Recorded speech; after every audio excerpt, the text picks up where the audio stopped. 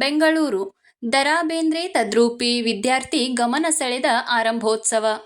ಶಾಲಾ ಆರಂಭೋತ್ಸವ ಕಾರ್ಯಕ್ರಮದ ಸಂದರ್ಭದಲ್ಲಿ 3ನೇ ತರಗತಿಯ ವಿದ್ಯಾರ್ಥಿಯಾದ ಅತ್ರೇಯ ಹಂಪಿಹೊಳಿ ದ.ರಾ ಬೇಂದ್ರೆ ಅವರ ತದ್ರೂಪಿಯಾಗಿ ಕಾಣಿಸಿಕೊಂಡು ಎಲ್ಲರ ಗಮನ ಸೆಳೆದ ಘಟನೆ ನಡೆದಿದೆ.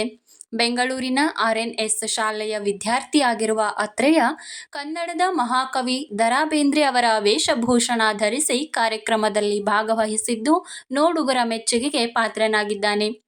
ಶಾಲಾ ಆರಂಭೋತ್ಸವದಲ್ಲಿ ವಿದ್ಯಾರ್ಥಿಯ ಈ ವಿಶಿಷ್ಟ ರೂಪ ಗಮನ ಸೆಳೆದಿದ್ದು ಶಿಕ್ಷಕರು, ಪೋಷಕರು, ಸಾರ್ವಜನಿಕರು ಸಂತಸ ವ್ಯಕ್ತಪಡಿಸಿದ್ದಾರೆ. ಕನ್ನಡ ಸಾಹಿತ್ಯದ ಶ್ರೇಷ್ಠ ಕವಿ ದ.ರಾ ಬೇಂದ್ರೆ ಅವರ ತದ್ರೂಪಿ ರೂಪದಲ್ಲಿ ಕಾಣಿಸಿಕೊಂಡ ವಿದ್ಯಾರ್ಥಿಯ ಪ್ರತಿಭೆ ಹಾಗೂ ಕನ್ನಡಾಭಿಮಾನವನ್ನ ಎಲ್ಲರೂ ಪ್ರಶಂಸಿಸಿದ್ದಾರೆ. ಇಂತಹ ಕಾರ್ಯಕ್ರಮಗಳು ಮಕ್ಕಳಲ್ಲಿ ಕನ್ನಡ ಸಾಹಿತ್ಯ, ಸಂಸ್ಕೃತಿ, ಮಹನೀಯರ ಬಗ್ಗೆ ಅರಿವು ಮೂಡಿಸಲು ಸಹಕಾರಿಯಾಗುತ್ತವೆ ಎಂದು ಹಲವರು ಅಭಿಪ್ರಾಯಪಟ್ಟಿದ್ದಾರೆ. ಕರ್ನಾಟಕದಾದ್ಯಂತ ಈ ದೃಶ್ಯ ಸಾಮಾಜಿಕ ಜಾಲತಾಣಗಳಲ್ಲಿಯೂ ಮೆಚ್ಚುಗೆಗೆ ಪಾತ್ರವಾಗುತ್ತಿದೆ.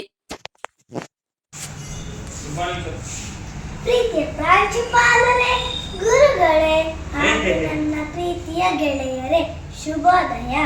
ಇಳಿದು ಬಾ ತಾಯಿ, ಇಳಿದು ಬಾ, ನಿಂಗೆ ನೋಡಬೇಡ ನನ್ನ ನಾಲ್ಕು ತಂತಿ.